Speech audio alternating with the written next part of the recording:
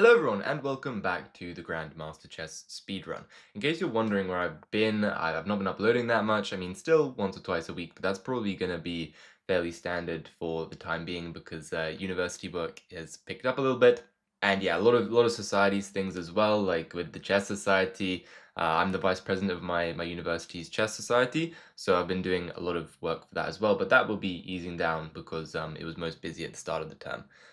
So we'll just have to wait and see like how often I go back to uploading, but don't worry, I'm not gone. I will remain for now. Okay, so playing an open Sicilian this time, I think it's quite an important thing to at least learn. Let me just check my opponent's profile. Okay, 2023 should be probably okay. And let's play an open Sicilian. Pawn in the center, knight in the center.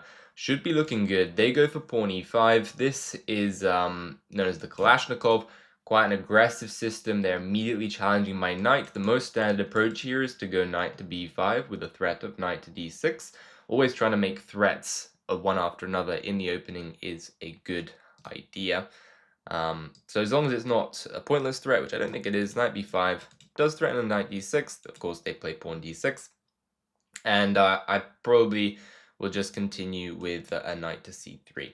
So as far as I remember, one of the main lines is knight c3, a6 here, and a pawn b5. And after that, there's like some weird variations where you can play knight c1. There's also some stuff where you, I think, stick a knight on d5, play c3, and then remaneuver the other knight over. Yeah, I mean my memory of these positions isn't exactly the best. But okay. I'm just gonna go for what I remember the main idea being, which is this, knight a3 and a pawn b5. On this knight coming out here, they are trying to put some pressure on the pawn, maybe go for b4 and then b5 and then b4 to try and dislodge my c3 knight from the protection of this pawn over here. I can play a move like bishop d3, and then on b5, actually, that looks kind of unpleasant. Maybe f3 is a decent idea here as well. It could make some sense. Alternatively, I could play some weird move like knight b1. There's also bishop g5 to keep in mind as well, because this knight's quite an important piece. You know what? Yeah, actually, I quite like bishop g5. Trying to apply a bit of pressure over to this knight here on f6. Preventing it from contesting the d5 break, which is one of black's main breaks with like b5 or d5. These are the two that you really have to watch out for when you play against these Sicilians. And I'm actually just going to continue with bishop to e2 for now. Nice and stable. I think this seems fine. If my opponent wants to play b5, I can always eliminate and then stick a knight on this f6 square, which looks fine. On this d5 square, sorry, which looks perfectly fine. So yeah, I think I'll do that for now. Let's take on f6. We've carved out the d5 square. Looks pretty loose a little bit. Attacking this bishop here. I don't really know what they're going to be doing with the bishop, but I'm quite happy with the position, especially because eventually when we remaneuver the knight around here, we don't have a bishop on c1, which is looking a little bit awkward. Okay. So yeah, let's castle as well. I'm a fairly big fan of this position so far. Looks quite pleasant, especially after I play something like pawn c3. And now I can just remaneuver my knight round to e3. We have a little bit of a positional bind here, and should be pretty calm. Okay, let's go knight c2. I imagine they want to break with... Whoops, that was a mouse slip. That's not good at all. Knight should not be going to b1. Okay, I guess we have a new plan now of moving the knight over here.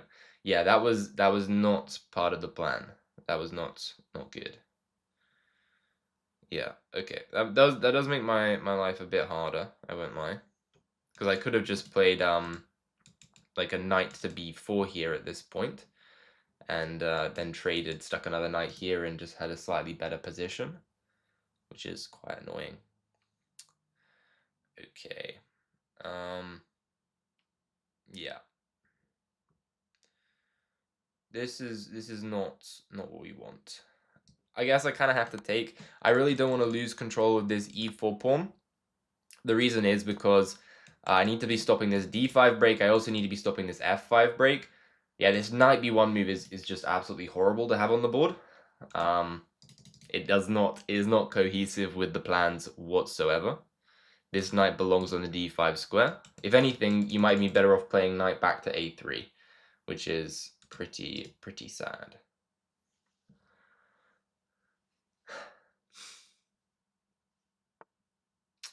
Yeah, okay.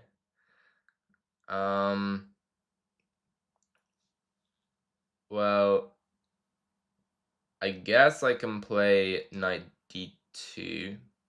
No, knight d2 is very bad. Because if I play knight d2, they play d5, we trade everything, then they're going to have a rook pin on me with the bishop already attacking the knight.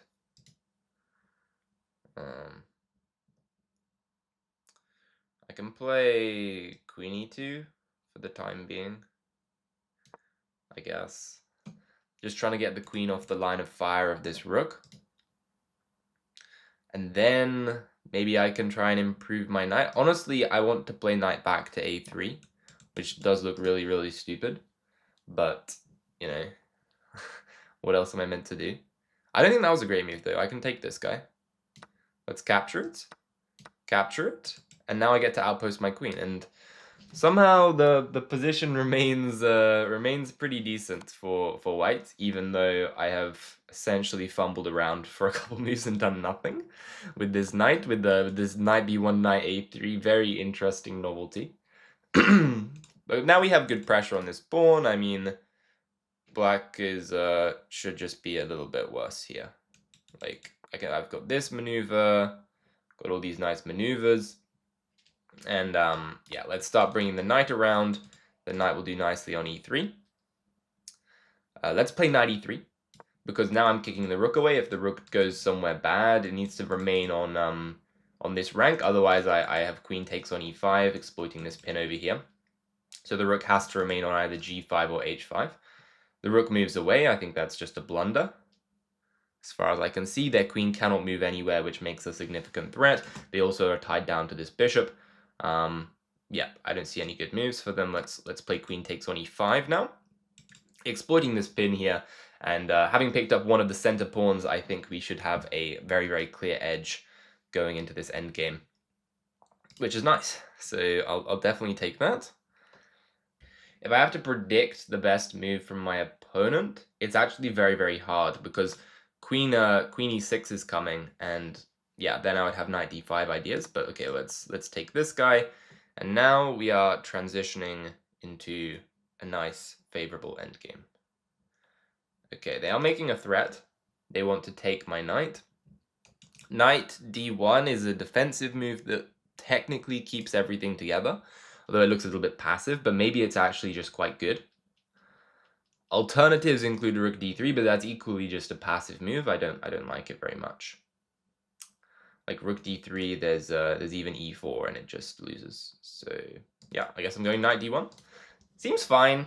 I can go rook e4 next, which makes a threat on these pawns, and I don't think that's a big deal at all. Yeah, actually, e3 does remain a threat though. E3 does remain a threat. Let's say I go here, they go e3. I take it. They play e2, I play rook e1. They take my knight, I take back. They take on f2. And I play b4, they take on a2, I play c4. They bring the other rook to f2. There's back rank, so they can't do that. c4 takes it. I mean, it looks like kind of drawish. It looks kind of drawish. Yeah, that's not great. Okay, I'm gonna play this. I think this leads to equality in that line. Do I have something better though? Maybe I can play b4, I guess. But b4 e3 takes c5, e2, rook e1, takes knight, rook takes it. Rook takes f2, and then I have the passed c pawn. That's a slightly better version. And if I play b4, they play bishop b6, so I have rook e7. Yeah, I'm unlocking rook e7, which stops e3. Yeah. That seems quite reasonable, actually. Let's play b4. b4 is a weird move, but I think it has some good concrete reasons to get the rook behind the passed pawn. And if I can pick up this guy, I mean, our knight is a very suspicious piece, but heroically defending all of our weaknesses. So if the knight is currently tying down bishop and 2 rooks while my other rook just goes to attack the weaknesses, then who am I to say that this knight is actually a bad piece? I mean, a heroic defender can actually be quite a good piece, even if it doesn't look like it. So I expect my opponent will likely go for this e3 move. Oh wow, they go for this. Okay, rook f2. Wait, sorry. Rook takes f2, e3 takes, e2. There's back rank, so that doesn't work. Rook f2. What? Sorry, rook f2. Rook takes it, e3.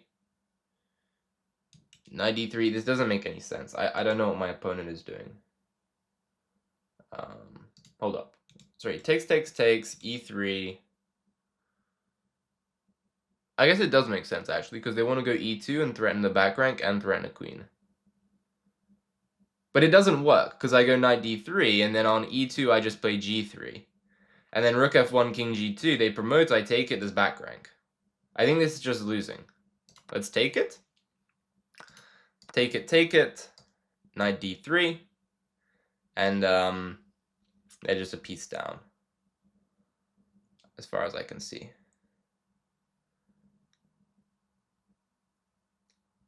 Yeah, I guess they forgot about the back rank. I mean, I can continue the calculation a bit further. g3 here. Rook comes. Nah, it doesn't do anything. Yeah, g3, I'm just going to go rook here. And should be golden. You're good. Yeah, rook goes behind the pawn, and we are cruising to victory. Although there's rook d8. No, rook d8, I have knight e1. It's all good. No, I don't have knight e1 here, though. Ooh, yeah. Wow, it's a great move from my opponent. What a great move.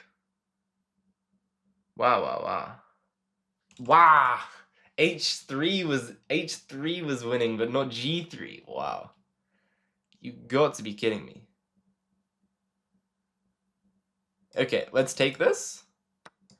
Play rook e6, go after this pawn. Shoot, that's a good move as well. Okay, now we're just dead equal. Okay, let's play this. Give this pawn for this pawn. And I'm gonna have to show that I can draw this rook endgame down 5 minutes on the clock, which is not probably very good. But okay, I'll give it a go. Let's go up. Play this. My opponent will probably try and flag me, and that could be their downfall.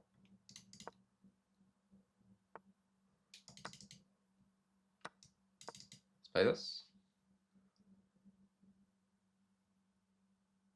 Okay, rook a3 should be played. Ooh, blunder. I think we're doing good now. Opponent made a blunder. Like I said, they're going to try and flag me, and that'll be their downfall. Yeah, white's got chances now.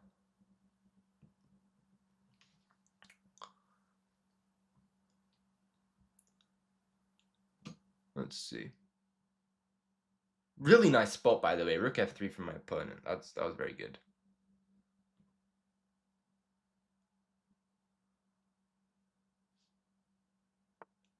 Okay, take it. And let's go back, I guess. Here. This.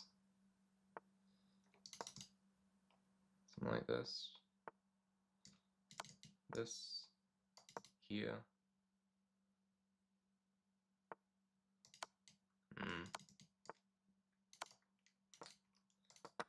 Not good.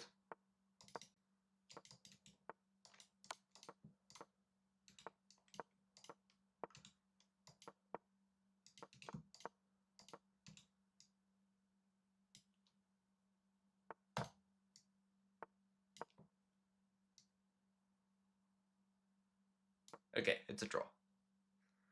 Fair enough. We shall make the draw.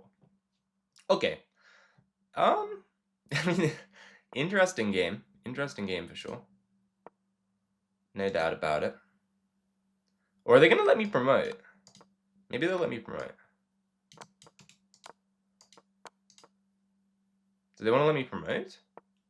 They want to lose? No. They accept the draw. Fair enough.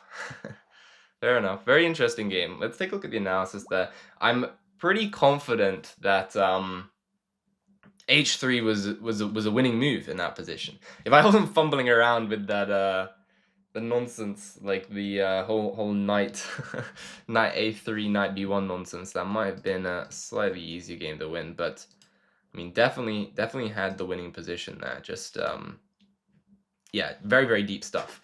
H3 is winning, but G3 isn't. That's pretty cool. I think yeah, H3 was winning, but G3 wasn't. I'm assuming that's what this little marker was.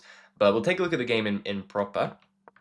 Like I said, I mean, I haven't actually said this, but I'm not super knowledgeable about these open Sicilians, but I'm interested in trying to learn them. Because a lot of the time, the logical developing moves are actually some kind of theory, which I think is quite a nice thing about these kind of mainline positions, is you don't necessarily have to know them in and out. I had no idea I was still in theory here, but like obviously the opening book still is approving. And this was a mistake. So I could have played knight c4 here, which makes perfect sense. The objective is just to capture this one. They should have played b5. Yep, okay. They allowed knight c4. This was very bad. That makes so much sense. And if they go for something like this, then I can just take on here. And then if they play the bishop takes it, then I have knight takes on d6. That would have been nice. And then if they go for takes here, then I just play this, and it's just a positional just misery for black. They've got this pawn bishop on e7. The light squares are being dominated. Knight f5, bishop g5, bishop f5. This looks really sad. +2 advantage for white with equal material. Wow. Yeah, instead we get this position, which is something that I'm more familiar with. Like, I know that this is the kind of the main idea, like going knight c2, the knight to e3. I know you can play like g3, h4, kick this bishop away, stuff like that. This is the kind of stuff I was familiar with. But then we play this very interesting mouse slip knight to knight b1. This is just a very bad move. Does not give a good position. And I'll admit I was kind of losing the plot a little bit here. Okay, I did not. I guess you have to lash out quickly. I really did not want a transformation that looks something like this, where black gets this big pawn storm and I have no way to address it. This looks really concerning for me. Like e4, f4, bishop back comes over here. I mean, if they can ever smash with f3, then my pawns around my king get ripped up. And I just don't enjoy these positions. Also, we don't have a way to easily target the d6 pawn, because now my pawn's in the way. It just kind of seems like you defeated the whole purpose. Black gets what they want from the opening. So go for this instead, which is kind of fishy. Wow, d5 is strong. d5, I take it. What's the point? e4, I play rook e1. And then f5? Wow, yeah. f5 makes sense, actually. And this, I guess the point is this pawn is dropping, black gets their big attack, and yeah, I can't hold it together. Maybe if my knight was currently on c2, I could get something out of it, like knight b4, knight c6, knight e3, or knight d4, even knight e6 looks really juicy, this square over here. So this knight being terribly placed, like if we go back here, for example, if I played knight c2, they play knight e7, if I take it, which I don't think I would, by the way. I'm just trying to say if we did get a position that looks like this, and then they play d5 takes, and e4 just doesn't make sense anymore, much sense anymore. Like this position here, okay, it likes a4, but also, I don't know, there's bishop e5, bishop e4. But the point is that this knight is just much better placed on c2 than b1. Okay, so we end up with this position here, and I was very happy to reach this position because it looks like I've blockaded both of the pawns. The bishop's dark square bishop, they've got mostly dark square pawns. So I thought white had a nice small advantage. Queen a7. Wow, that's a nice move. Lining up everything on the f2 pawn, I guess.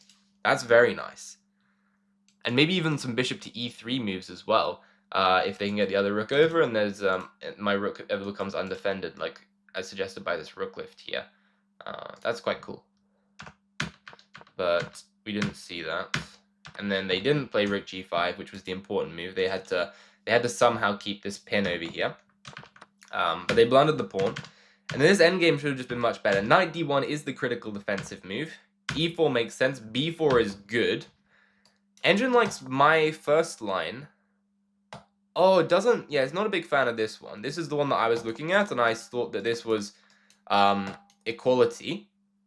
I think my line was like... what was it? It was like b4, rook a2, and like c4 was what I was looking at mostly. Yeah, something like this. And I guess actually after rook f2 I'm in some trouble, but yeah, okay. It's very weird position. But this is what I thought would have happened. I missed this g3 move, which is very cool. g3 e2, just take, and now yeah, my pawn's fine. I can play f5. The bishop's under attack. Yeah, bishop under attack. I play f5. Knight e3. You know, king e2. Yeah, that looks good. Wow, that's cool. And then here, king g2. And then, yeah. Okay, once rook f5. Rook f5 makes no sense, so let's play rook f7. Oh, no, sorry. Rook f5 makes perfect sense. They have to defend the bishop. Oh, okay. So the bishop and the rook go under attack. Yeah. I see. So you force off an exchange of rooks like this, and then you get to pick up the pawn. And this is a better endgame. It's pawn up endgame. White is doing well. Instead I went for this, which I thought this just doesn't work at all. And then like rook d3. Whoa, yeah, that's cool. Because the rook's still tied down, you're threatening to pick up the pawn. If they play e2, then rook here. And then there's no rook f1. That's quite classy. I guess I would have been unsure about whether or not this endgame is so easy. Here, rook f3, I imagine. King takes it. Yeah, I mean, it's a pawn up. It's better than what I got. It's better than what I got for sure. g3 is good. I thought h3 is winning here. h3. Maybe he goes h6, then definitely I'm doing good on this. Rook here, and since there's no rook f3, yeah, we would have ended up with the similar pawn up endgame, like rook c2. Okay, now this is a draw. I don't know what I'm talking about, apparently. King h7, only move. What? c4? c4? What's wrong with c4? This is not enough. Okay, it's not enough, but it would have been... Oh no, there's rook a3 at the end. But it's just is nowhere near enough. I had to bring the king closer, so I guess it liked g3 because the king is closer to the action. It's definitely an interesting position. Oh, there was knight f2. How did I miss that? Knight f2 just interposing the check. Oh, that's so obvious. Wow. And also rook c2 just keeps the pawn. I don't know why I didn't play this one.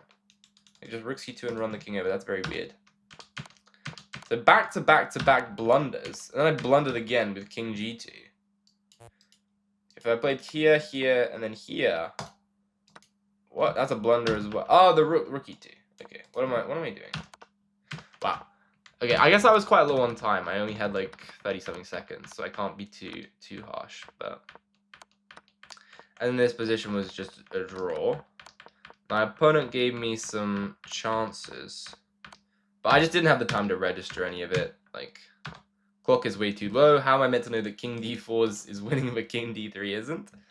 Why is it winning? Why is this winning? What did they play in the game? They played rook. Ah, okay. So it stops rook here. Okay, that makes sense. But I simply could not register that. and then the 2 pawns get liquidated off, and this is a draw because black has to stop me from promoting to a queen. And the only way to do that is to give up the rook for the pawn. We would have had a position like this.